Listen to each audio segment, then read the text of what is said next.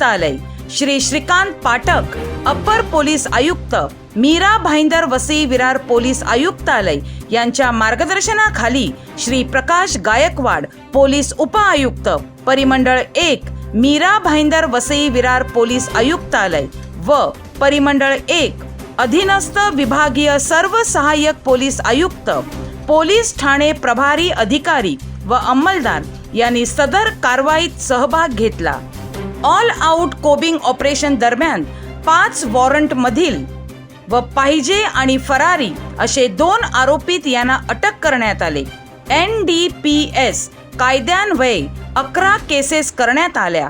17 इसमांवर CRPC व 107 प्रमाणे प्रतिबंधक कारवाई करण्यात आली.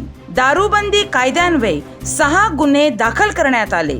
कोप्ता अंतर्गत 15 NC दाखल केल्या. 17